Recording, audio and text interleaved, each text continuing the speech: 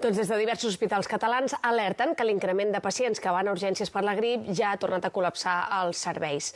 Donem la benvinguda aquí a la taula al Xavi Tarragón, que és auxiliar d'infermeria i membre del comitè d'empresa de l'Hospital del Mar. Benvingut, Xavi. Gràcies per ser aquí. També forma part del Sindicat Federació de Treballadors i Treballadores de Catalunya. Aquestes imatges que veiem són d'ahir mateix, a l'Hospital del Mar.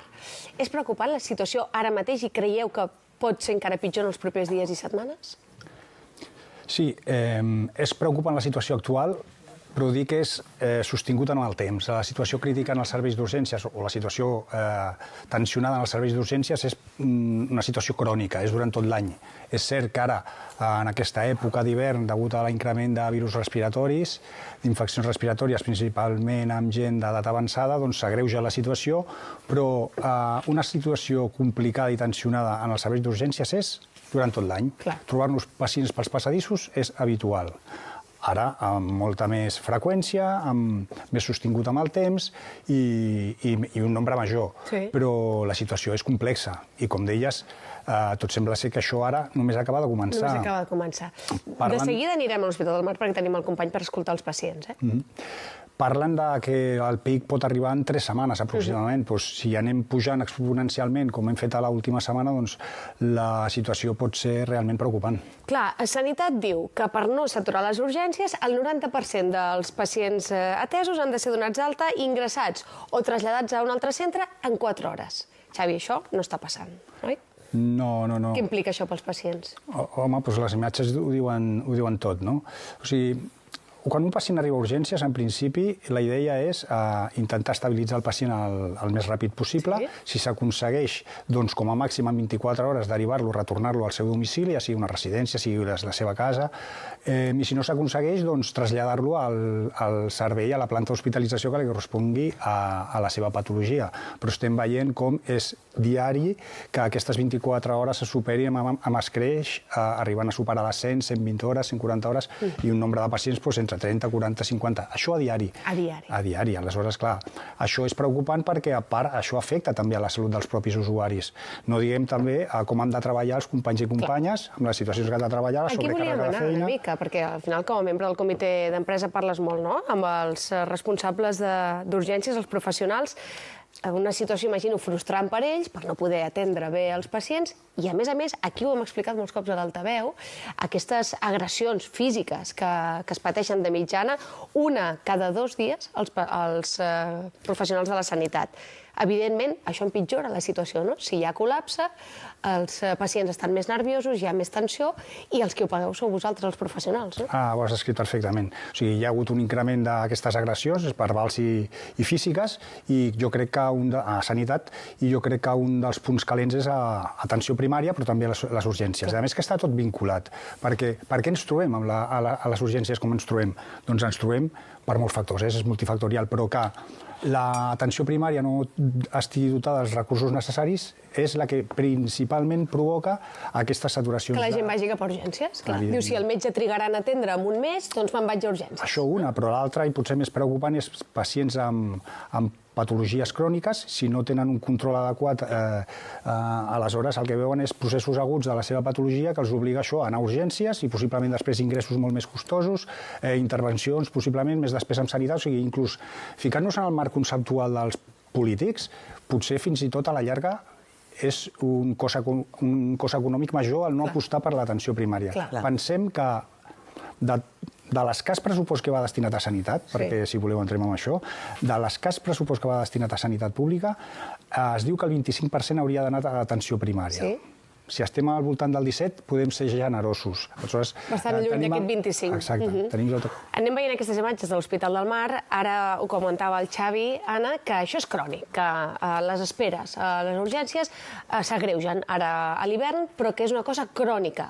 Les dades ho confirmen. Les dades ho diuen. De fet, les darreres que tenim és que l'any passat, l'any 2024, es van atendre 3,6 milions d'urgències. Si traslladem tot el que ens explicava el Xavi, doncs podem veure que aquesta xifra és enorme. d'aquestes, el 15% van ser casos que van acabar amb un ingrés després de que el pacient estigués més de 24 hores esperant-se. Recordem, moltes vegades n'hem parlat d'esperar-se en passadissos, a les cues dels bocs, i a tot això, quan es pregunta a l'usuari, el servei d'urgències és el pitjor valorat i destaquen sobretot la tardança en veure, per exemple, el metge o també el servei que li donen als professionals en aquest temps d'espera que se senten desemparats. Anem cap al Sergio. Amb el Sergio cap a l'Hospital del Mar. Us estàvem ensenyant les imatges durant tota aquesta estona. Volem saber quina és la situació ara. Amb qui estàs, Sergio? Doncs Anna, em trobo amb la Patrícia, em trobo amb la Alba. Elles tenen a la seva mare, a la seva àvia, a urgències d'atenció des de dilluns, des de fa 3 dies. Patrícia, vosaltres arribeu aquí per fer unes proves, es van complicar i van ingressar a la teva mare. Sí, vinimos a urgencias el lunes a las 11 y ahora mismo todavía estamos sin habitación.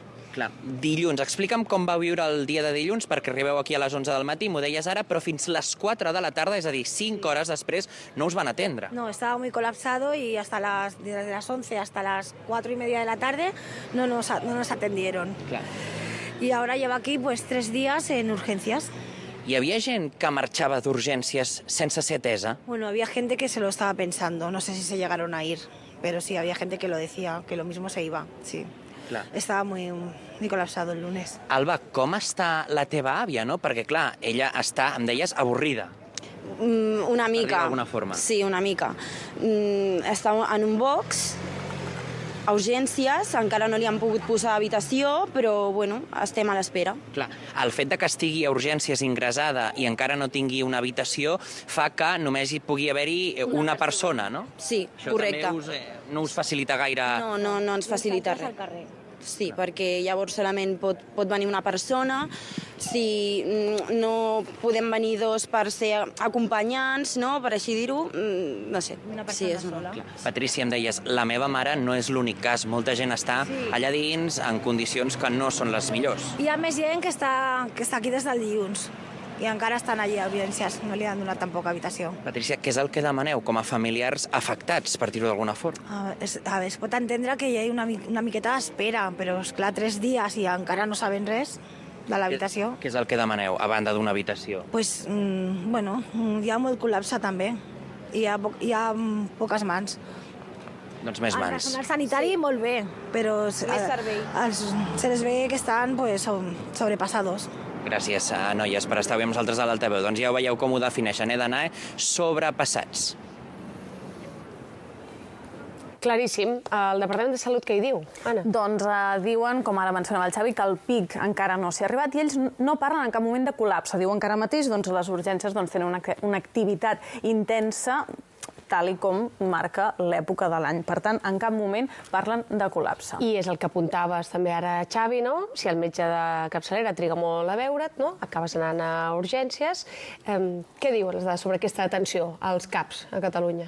En aquest cas, doncs, hem de parlar que el 36% d'usuaris de la sanitat pública catalana han d'esperar més de 5 dies, atenció, per veure el metge d'atenció primària. Jo crec que és una de les xifres, com dèiem, no? Aquest peix que es mossega la cua, perquè si no millora el servei primari, doncs les urgències continuen col·lapsant. Així mateix també ens hem de destacar que aquest estudi parla de millores en les llistes d'espera per la cirurgia. O sigui, hem de dir que hi ha una mica de tot. De totes maneres, també apuntar una cosa. Si tens 5 dies d'espera, però pots anar a la urgència del CAP, també, que això la gent no ho fa. Pots anar d'urgències al CAP. I hi ha una cosa que ha dit aquesta senyora que per mi és vital. Si hi ha gent que està a l'hospital i es planteja marxar d'urgències és perquè no tenia una urgència. Perquè si tu tens una urgència, no surts de l'hospital. I el sistema de cribatge fa també que entris depenent de la teva situació. O sigui, jo sempre aposto i alço la mà per la sanitat pública, perquè fan el que poden, però ho fan molt bé. Clar, però potser te'n vas de l'hospital a un altre, no? Dius, a veure si allà hi ha menys sobrecàrrega, no? De fet, ahir les infermeres també manifestaven, denunciaven que la sobrecàrrega és tant a grans hospitals com a l'atenció primària. Per tant, és un mal comú a tot arreu i les solucions no es veuen a prop, Xavi? Malauradament no. Passen els anys, passen els diferents governs i i veiem com no es posen solucions efectives, tangibles, que donin resposta real a aquestes mancances. Hem de recordar que ja fa 3 o 4 consellers, el senyor Toni Comín, quan era conseller de Sanitat, ja va parlar que em sembla que va ser el 2017, però no recordo ben bé, que en 3-4 anys el CatSalut s'havia de proposar que no hi haguessin aquestes esperes o aquestes estàncies a urgències més enllà de 24 hores. Som al 2025 i conseller rere conseller això no s'ha aconseguit malauradament. Ja dic que és multifactorial i no només és... O sigui, falta de pressupost, hem de pensar també que la falta de pressupost a la sanitat a Catalunya creiem que és important si ho comparem amb altres comunitats autònomes i doncs veiem com la despesa per càpita destinada a sanitat està molt per sota. Si parlem de la Unió Europea, ja la diferència és abismal.